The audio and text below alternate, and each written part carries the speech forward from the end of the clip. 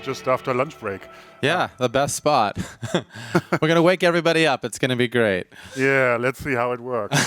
So in the picture, you look younger than me. So it's AI. You give AI a photo and it can do amazing things. when I did AdTech, AI wasn't anywhere.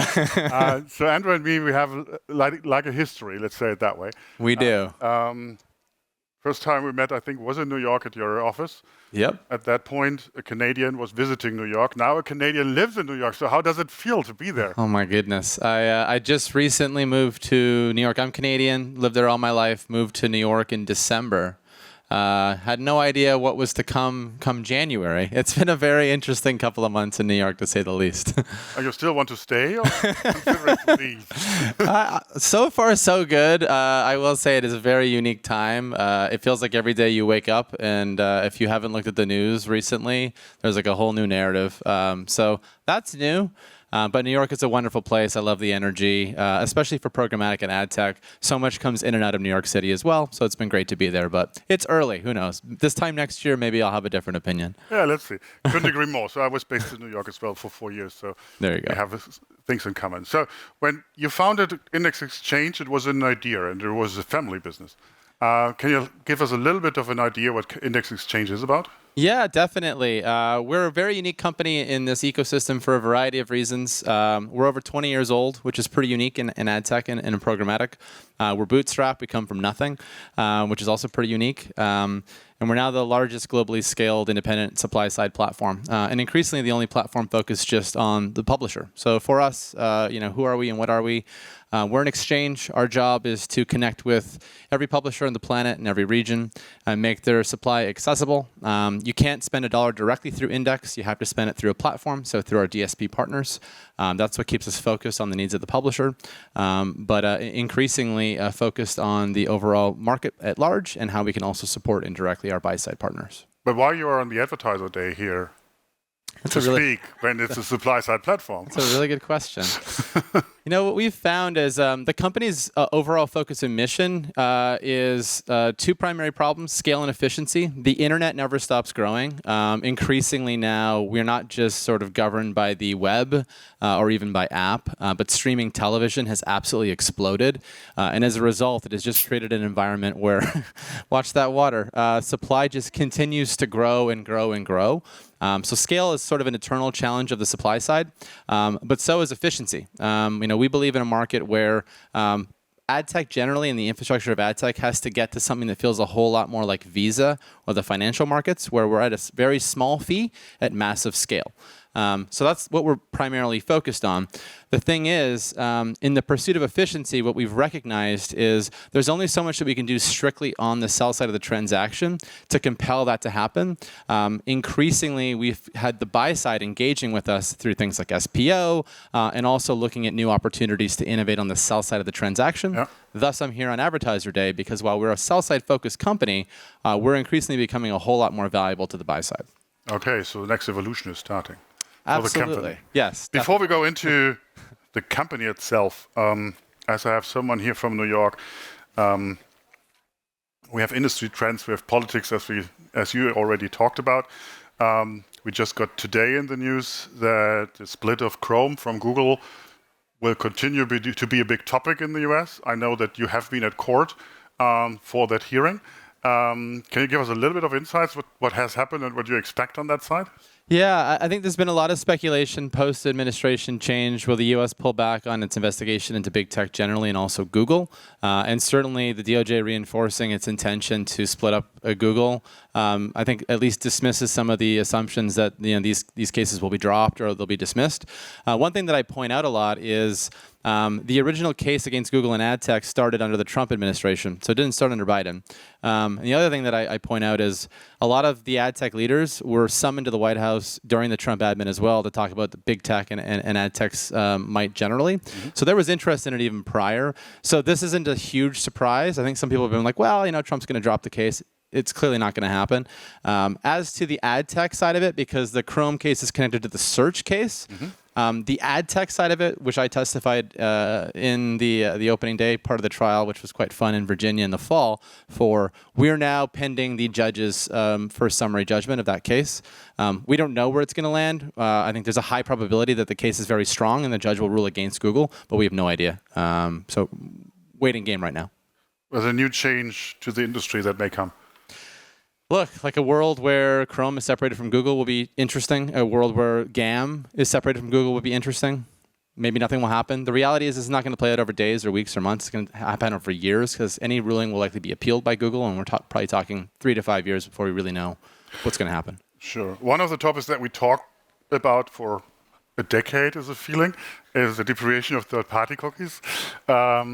It's always the year where everything ends. I think we all know that we talk about, we still rely in parts of that. At least 60% of the programmatic and digital business is without cookies already. So it's not the only thing that we use for targeting, but is there with the shift that it's getting less and less relevance for the AdTech players and for the marketers coming? Yeah, I really think we have to be over and done with the third-party cookie deprecation at this point. If you look at it from the perspective of the buy side, cookies are still there and they still sort of work, which has inhibited, I think, a lot of companies' proactive stance on adopting new solutions. It's sort of like, well, it's not totally broken. It's kind of there. It works good enough. And that's actually a problem because there's a whole host of new solutions for the cookieless web, for app and for streaming that don't rely on the third-party cookie at all. And so to some degree, at least at Index, I think a lot of our partners share this as well, we want to just see this over with because we will then enter a new chapter of this market, which is a very innovative environment that'll probably be a less creepy form of advertising, a less one-to-one, more cohort-based, larger groups of the population, more privacy-friendly, easier to get regulations, into compliance with regulations, but also where all the platforms are going. Like if you look at some of the proposals in something like Chrome and Sandbox, a lot of them move more toward a cohorting model than a one-to-one advertising model. Mm-hmm. And then the final thing is there's so much inventory today that's cookieless that is being monetized poorly. And there's these weird distortions in the market today where ad spend skews to Chrome just because it has a third-party cookie. Yet there's an incredibly valuable audience on Safari that doesn't have a third-party cookie. And the strategies have not evolved yet because there's been no compelling reason to shift all the budget yet. But so in short, what I would say is we're very bullish. And if anything, we're impatiently waiting for the final ball to drop because we're in this awkward, period, and it's not healthy. So you're inviting anyone who relies on third-party cookies to talk to the AdTech industry and to see what's coming next, and that we're not frightened and want to keep what we have, but to make a change? Yeah, like I'd say if you're a company or your products are currently still dependent on the third-party cookie, you've had a lot of notice. We've had a lot of notice. Like Safari's changes were made a decade ago. Like at some point you have to, catch up. And I look at GDPR as sort of an interesting example. We had a lot of notice to the GDPR as well. At least from our lens, so much of the prep happened in May of 2018. It was a little infuriating. It is. There is a lack of a proactive sense in many companies' roadmaps, especially for something that feels like it's just work. And so to that extent, I think we see the same with the third-party cookie. It works. It's there. And until it's not, there's just not as much of an incentive to proactively, get beyond it. But yeah, for any company that's full on, head down, focused on the third-party cookie, like how much more notice do you need? Yeah. The world has changed. Kind of. One of the topics since the change of the government in the US, a lot of people are waiting about is the privacy shield and how that will happen and how that will work out. So it is an executive order that is in place from Biden, and we all know that Trump has said at some point that anything that Biden has done was a disaster. So we're all waiting to get that thing killed as well. If we look into the regulations, it's still in place. If we look into the government board, it is not capable to work at the moment because there are 2 less people than they can make a decision, which led to the fact that McGrath, who is one of the EU persons, has asked the Commission to check if the privacy shield is still in place on the opinion of the European Union. What happens if the privacy... So what is your perspective on the privacy shield itself? Will it help so that we have the data transfer that we all rely on? Or if it doesn't help, what is the solution after that? Yeah, this is a giant unknown, and we don't control all the variables here. No. If you look at some of the changes the Trump administration is making to all the old Biden policies, but also some of the design of the administration itself, like they're pulling back funding from all kinds of causes and areas, including privacy right now, Yep. which makes it a very, very high risk environment. If you have EU information or data going into US data centers, you're at risk, and you're sort of towing this line of we have no idea what to expect. We're a little unique at Index because we are a Canadian company, and as it turns out, the only data centers that will ever process EU person data will be our data center here in Germany, in Frankfurt, in Amsterdam, or in Canada. And Canada has an alliance with the EU because of a law that we have called PIPEDA, which is a very, very, very strict data protection law that we already comply with at Index. So to some degree, we have a very unique position on this particular subject. However, for your typical ad tech company based in the US, there's a very real possibility that they may either have to start to move their data processing out of the US strictly into Europe, or they'll be at risk of falling out of compliance with this law, which will be highly problematic for anybody in the data science and really the transactional space. So no idea where this will land, though. We don't really control the chips, other than ad tech as we know it could fundamentally change. It's not a reach to imagine a world where all processing happens local, but for the average ad tech company, that could be a significant investment. Yeah, but it's definitely a thing we have to look out as an industry without having full influence and full decision on that. But it's definitely something that anyone should be aware of in the near future. When you explained a little bit about index exchange, there was a new word that when I was in AdTech still didn't exist, which is normal because when I was in the AdTech world, it was like every year a new thing that anyone was talking about. And so the other people, so the advertisers had no idea what we are talking about, and we felt cool about that, which at the end led to the fact that less money comes into the AdTech world because nobody has understood the AdTech world. Now you talked about the supply path optimization, which should be a focus for the advertiser. Can you explain it to me what it means and what the relevance is about? The industry loves acronyms, so we generally refer to this as SPO or supply path optimization. This isn't particularly new anymore. This started a few years ago. It really started in response to header bidding and the unified auction. The premise there being we now have moved from an environment of the waterfall, where we had one primary SSP representing the majority of impressions, to the unified auction where everyone was adjacent to one another. As a result, you basically gain this opportunity to compare. For the first time. And so what the buy side did in response was say like, hey, if I now have 5 paths to buy the same supply, I should start to assess whether or not it makes sense for me to have 5, or whether or not I can gain a benefit by reducing my path count down. And 5 is generous. This market at its peak may have had 70, 100 SSPs. So just imagine the explosion of potential choice that created.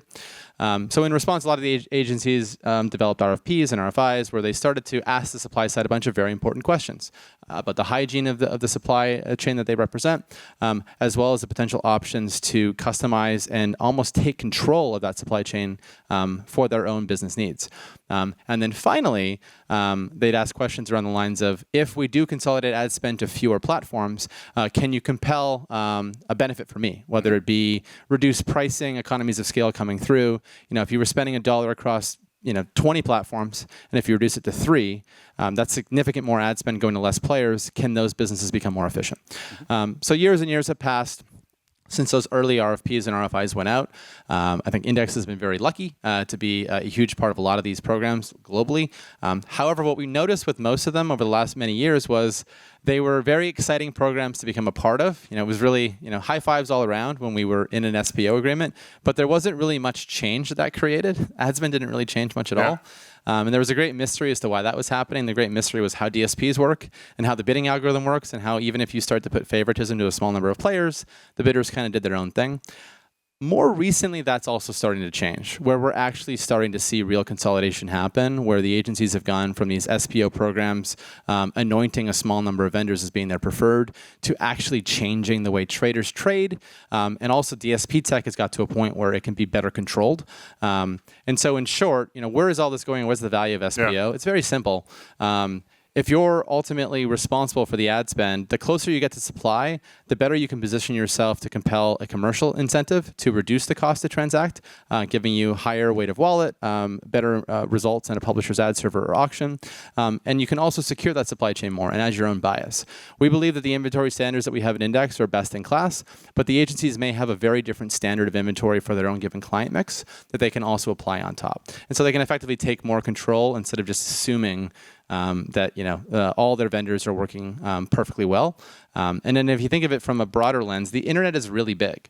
Every day that goes by globally, we see about 500 billion opportunities, which burst to 21 million a second, which is an unbelievably large number. Is that really a good fit for every brand? Probably not. And it's another opportunity to tailor that down and ultimately reduce the risk for their clients. So what are the skills that you need as an advertiser in future to using all these things? I think you ultimately have to lean on your technology partners. And I think what we're seeing through SPO is traditionally the technology partner of choice was the DSP. And it's not to say that you're ever not going to work with a DSP. The only way that we see a dollar coming into Index is through a DSP. But I think the new change is that you can also work with the SSPs and leverage the fact that the DSPs may be a good environment for your workflow, for planning and buying media at scale, organizing your budgets in an intelligent way, optimizing and targeting as well.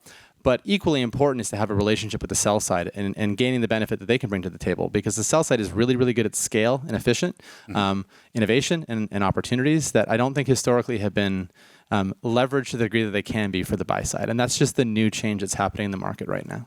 Okay, coming back to that point, it's still not answered for me. So as an advertiser, you need an agency to do all this stuff, or you don't need an agency to do all that? I think you absolutely need an agency. This is changing too fast. I don't think any of this is about disintermediating the agency. Certainly companies are trying to do that. But I think even if you look at in-housing as a general trend, there have been cases where people in-house and they go back to agency because they recognize that there's a lot of intellectual knowledge that you need to have in-house, and it's not typically an area of investment for the marketer. There might be certain marketers where it makes sense, perhaps those that are very, very performance-oriented that can also look at the world just from the lens of outcomes. But I think for the most part, the agencies bring so much to the table that marketers gain a lot of value from. So I think it's less of just intermediating the agency, at least personally. Okay. So no self-service for advertisers on the supply-side platform? Not at Index, no. It's a good news for most of us who are sitting here. But still, you get more data. As an advertiser, you get more relevance. And as you said, it's a little bit more cost efficient that's coming in the future, right? Yeah, there's also been a big push for data science and the organizing of data. So, what we think is going to happen over time is brands or their agencies on their behalf are going to develop models that are better tuned to drive outcomes. And those models need data to basically build them and train them and keep them relevant. A lot of that data sits in the supply chain. And so by having a close relationship to us, we can make a huge data set available for them to train. To give you an example, transparency is a really interesting topic in this industry. Everybody talks about it, but for the most part, it just lives in slideware, and very few companies actually do anything about that. At Index, we manifest transparency through APIs, where we make transactional logs available to our partners.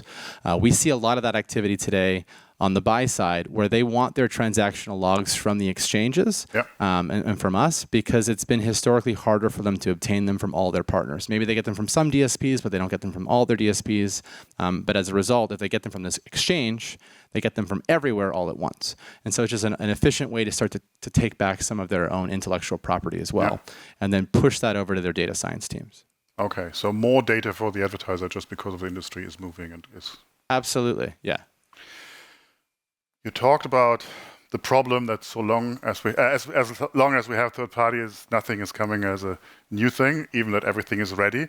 Now, as an industry and as a general subject, we have AI. Do we have now programmatic AI coming in future? So what will help? What would be different? What will change? What will be challenges in the future on that one? Yeah, we're seeing really cool innovation that the sell side, I think, is helping to bootstrap and enable that historically would have been just associated with the DSP. It's the category of custom bidding algorithm companies. So you may have heard of companies like Chalice or Cognitive or Distillery, There's about a dozen companies in this category that are all focused on one primary problem, which is how do we respond to something like PMax or Performance Max for the open internet? How can we develop models and algorithms that are really well tuned to drive performance and ultimately sell products for brands that can compel the same level of performance to that which the big walled gardens are known for right now. And so these companies are working with brands or their agencies and organizing all their data in one place. They're organizing every transaction that they're buying, every transactional log, their conversion data, often online sales. They're putting it together and they're building models. And these models are typically being trained using neural nets, which is basically the closest proxy that we have to AI right now, at least in ad tech land, to try to find interesting patterns and ultimately to try to leverage really expensive GPUs and the power of all the amazing compute that we have today that powers things like ChatGPT to answer really interesting new questions like, why did this conversion happen, and what can you teach me about it that I didn't know before? And what's really interesting about the open internet is we do have a massive data advantage. I mentioned earlier 500 billion opportunities a day. What does that mean? Well, in data speak, that also sums to 2 petabytes of data daily that effectively the open internet creates. And what is 2 petabytes of data daily? It's about 200,000 DVDs at 4K. So it's just so much data. If you start to give all this data to algorithms and you feed them with conversions as well, they start to do amazing things that we were never able to do before. I think that's the best example of AI coming into our ecosystem because it's basically the best usage of AI, which is neural nets can be given unbelievable sets of data, process and crunch through them in ways that we could never have conceivably done before with CPUs, and find patterns that we otherwise never even knew were there. Beyond that, there's all kinds of other use cases that are attempting to come in the automation of workflow. There's a bit of healthy skepticism as to whether or not Gen AI will be a good use case for creative. I do think in the SMB category, we're already seeing some pretty compelling reasons to do it, which is get SMBs buying TV for the first time. They don't have those assets. So there's other AI use cases as well, but I think the most impressive one that's scaling is the custom bidding space right now. And when I have it right in index, the guys who are doing that are based in Germany, right? For index specifically, we're not in the custom bidding space, but we do have a team in Berlin that is also using neural nets to solve one of the, I think, underappreciated problems that the supply side solves in this market, which is managing QPS. So I mentioned at Index, our big focus is scale and efficiency. We're obsessed with both problems. The scale of the internet never stops growing.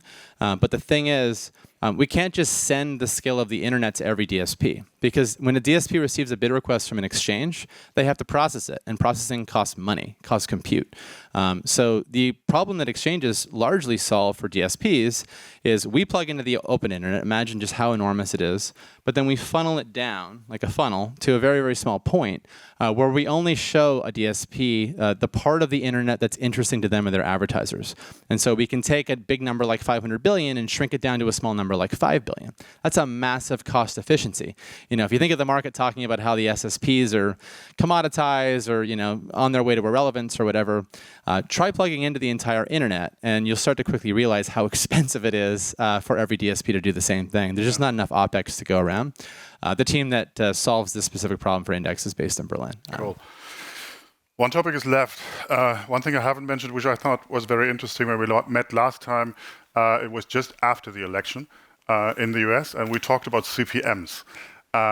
So how much was paid for advertising in specific areas in the US where we had swing states. These numbers that you mentioned were things I've never thought it would come ever back into display.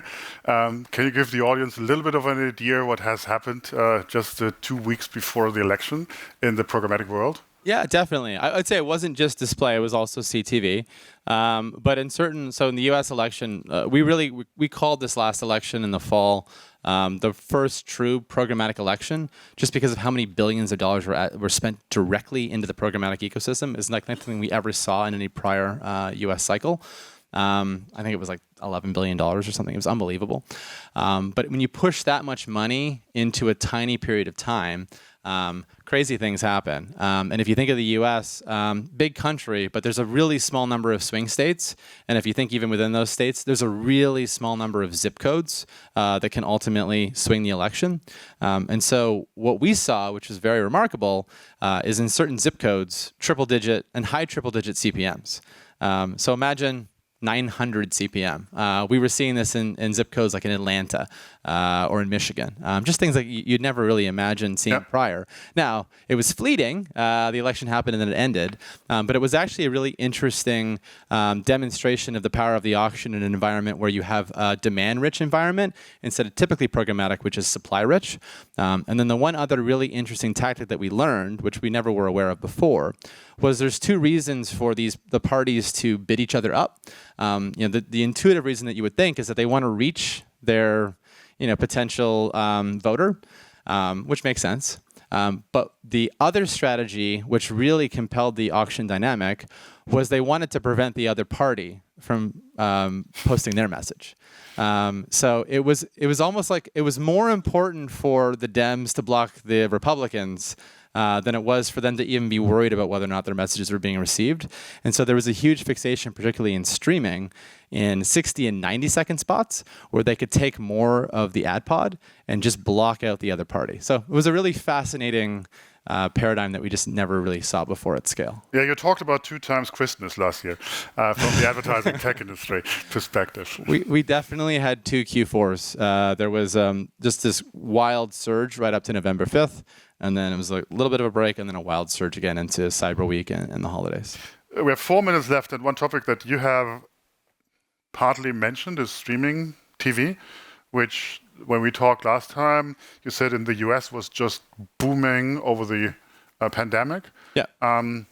In Europe, we haven't seen it that dramatically in Switch. What do you expect coming in Europe on streaming TV? Something happened in the U.S. that didn't happen anywhere else in the world, really. And it was just a perfect storm timed to the pandemic, which was there was enough compelling content, there were enough CTV devices, and there was a really bored population that, with everyone's free time, people explored streaming in a way that we just didn't see anywhere else.